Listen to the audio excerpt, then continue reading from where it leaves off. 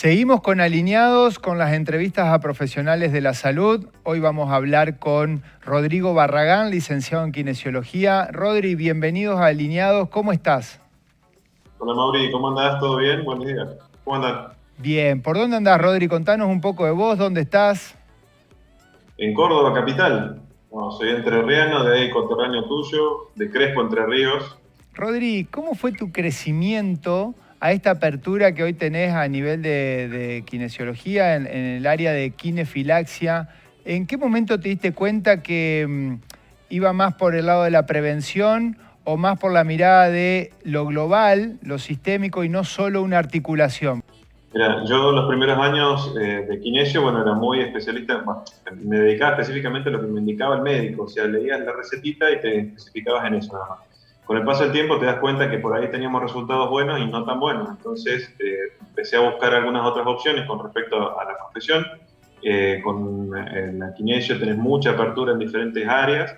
Encontré una que me interesó mucho, que es la osteopatía, me formé en osteopatía y de esa forma fui abriendo un poquito más la cabeza, dándome cuenta que es importantísimo prevenir antes que atender al paciente ya lesionado. Pues si vos le explicás al paciente qué cosas puede hacer para evitar tener lesiones, para evitar inconvenientes, para mejorar su postura, con el tiempo vas a evitar que ese paciente se lesione. Y si es deportista, con mucha más razón, que mejore su gesto deportivo, que corrija la dirección, la fuerza, la propiocepción, que es sumamente importante. Qué bueno, Rodri, lo que nos contás. Y en esta apertura o en este crecimiento que tuviste personal, ¿has cometido errores? Siempre se cometen errores, justamente. Por eso es que uno se va tratando de formar y va cambiando, va mejorando y apuntando a ser un poquito más específico en el diagnóstico y en el tratamiento del paciente. Con el tiempo uno se va dando cuenta que lo que hacía antes tal vez no era lo correcto, y hoy considero que ya tengo una formación que obviamente siempre se sigue aprendiendo y se sigue formando uno, pero bueno, tratamos de no cometer errores viejos y se va aprendiendo de lo mismo. Sirven como aprendizaje, obviamente, ¿no? Bien, me hablaste de deportistas, pero a ver, para las personas en general, porque vemos a nuestra edad, los mayores de 40 y ahí para arriba, que todos los días tenemos un dolor, si no es de cintura, de espalda, de Bueno, hombro, de rodillas, ¿qué podemos hacer o qué consejo nos das a que pongamos en práctica para, no puede ser que todos los días nos levantemos con algún dolor? te acostás a dormir, al otro día no hiciste nada, pero te levantaste con dolor. Sí, pasa. Generalmente cuando tenemos pacientes, que es mucho, y justamente lo que vos hablás de paciente común y silvestre, que no es deportista, justamente, que es una persona amateur o que está yendo a trabajar y vuelve a su casa, simplemente se acostó a dormir y el otro día levanta con dolor. Generalmente lo que les recordamos es que la fuerza es lo más indicado justamente como para que ese paciente tenga un tono muscular que pueda soportar su jornada laboral, que pueda soportar su jornada deportiva, que llegue al final del día menos cansado. Teniendo una mejor musculatura, vos evitás justamente que otras partes que no deberían estar interfiriendo, como los ligamentos o los tendones, se inflamen y pueda realizar una actividad física o una actividad laboral sin ningún inconveniente. Por ahí le recomendamos también alguna pausa en el medio, que se llaman pausas dinámicas. El paciente, por ejemplo, una oficinista, una secretaria que está mucho tiempo sentado, le pedimos que después de una hora que esté sentadita, cuando te dé una vuelta, que se vaya al baño, elongue un poquito, que haga algunos movimientos de estiramiento, que gire, que trabaje en rotaciones, que no sea un puesto dinámico, que no sea quieto, sino que se vaya moviendo, que se levante, haga una caminata alrededor del escritorio y vuelva. Eso, si lo repite varias veces en su día, es muy probable que al final de la jornada llegue mucho menos cansado y mucho más predispuesto al día siguiente, ¿no? Qué bueno lo que comentás. Para eso tenemos los micros en el programa. Vas a ver los micros nuestros que son para eso, para que en tu trabajo no tenemos todos los días una hora para salir a caminar o a entrenar, sino que...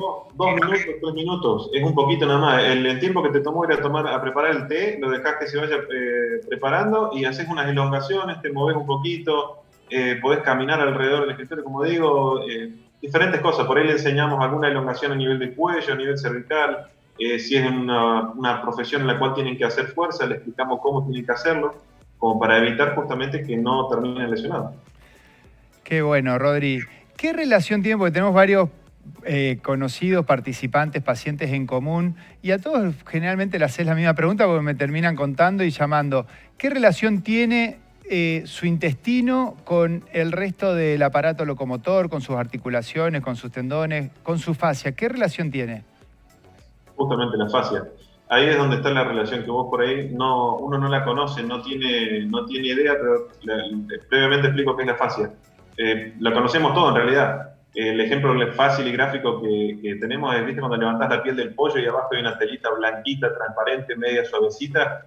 Bueno, la fascia justamente es la que permite que se produzca ese deslizamiento muscular, conecta, da contención, sostiene, estabiliza todo lo que es la parte visceral, y a través de esas vísceras, cuando tenemos una gran distensión abdominal, por ejemplo, cuando estamos muy inflamados, esa misma inflamación va a generar tensión porque esa fascia está agarrada de alguna parte de los huesos, de la columna, de nuestra pierna, de nuestra pelvis. Entonces, si estamos muy distendidos, inflama, y esa inflamación empieza también a tirar de esa fascia.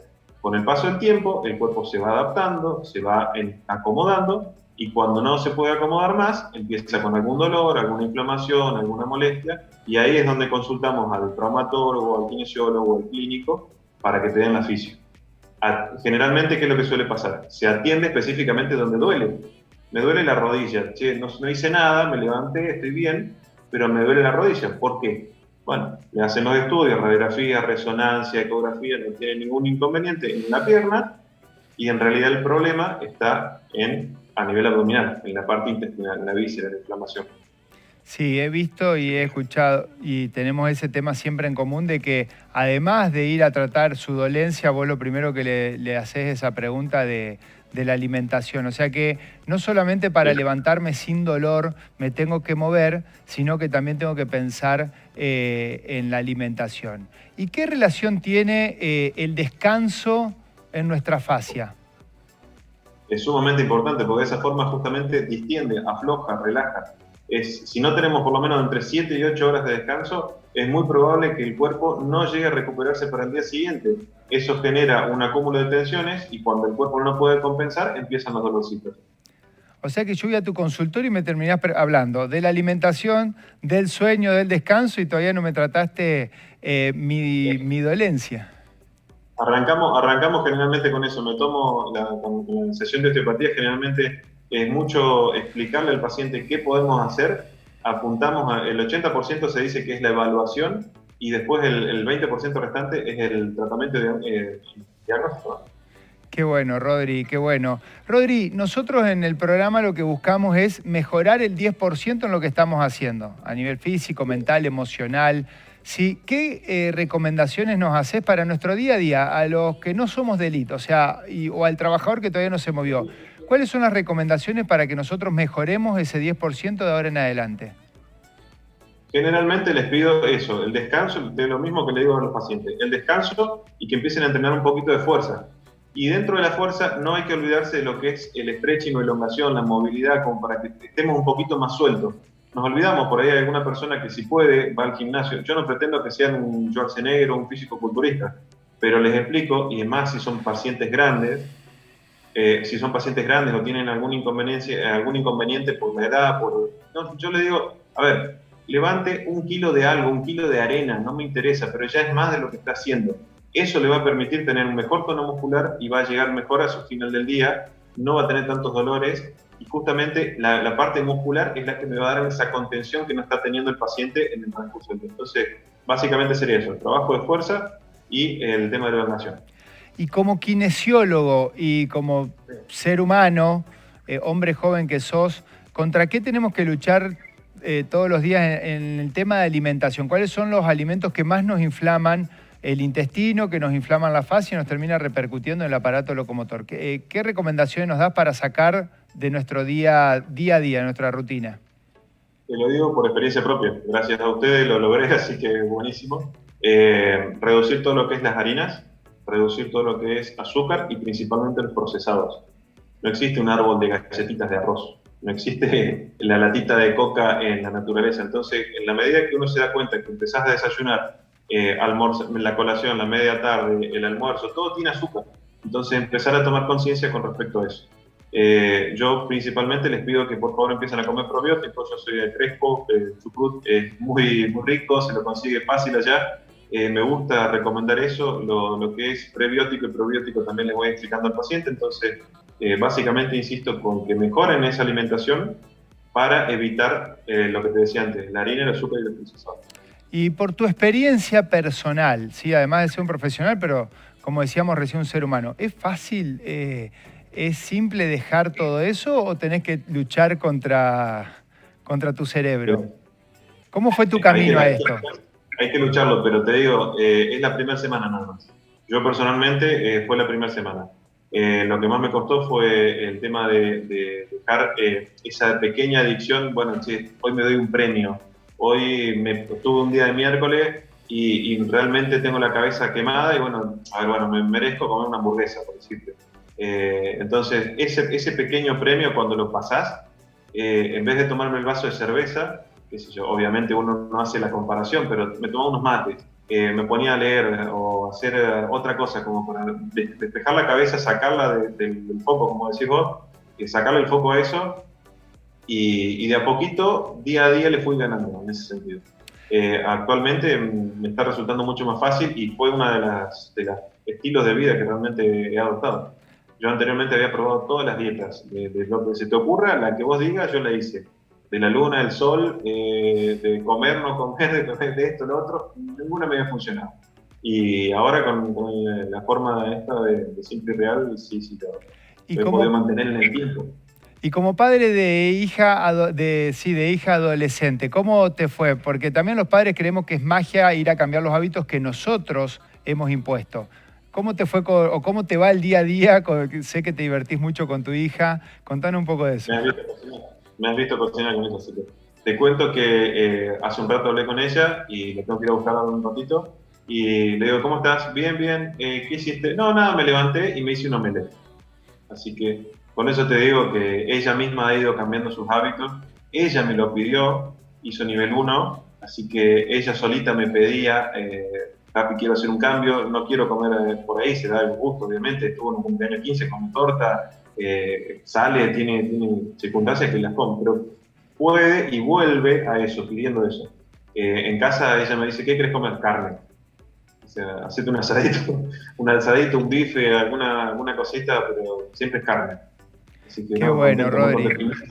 Vos sabés que me está pidiendo mucha más verdura de lo que pedía antes. En su momento, cuando era chiquita, ella no toleraba decía, no me gusta lo verde. Y hoy por hoy ella hace el batido verde. O sea, le encanta. Como siempre decimos, las estructuras lo tenemos los padres, no los chicos. Los chicos vienen nuevitos, sanitos. Es cuestión de que nos copien, que nos vean. Así que como siempre recomendamos, los padres tenemos que reaprender. Ella me manda recetas desde Instagram, sigue páginas y me manda ella. Qué bueno. Rodri, ¿por dónde te podemos seguir? En Instagram soy rodrigo.barragán y si no les doy mi teléfono tranquilamente, no hay ningún problema. Escriban al programa y les paso el número. O si querés lo paso ahora, no hay problema. No, después porque te van a llamar por diferentes horarios. Así que es preferible por privado los que te necesiten ahí en el barrio y que te sigan. Y lo más probable es que te vamos a tener en la segunda temporada de este Alineados. Así que, Rodri, te súper agradezco de ser parte de Alineados, no solamente del programa, sino esto que se está generando a nivel mundial, a nivel global. Así que gracias por ser parte. Rodri, nos vemos pronto. Seguimos con el programa. Gracias, Rodri. Un abrazo. Gracias a ustedes. Gracias por invitar. Chao, nos vemos.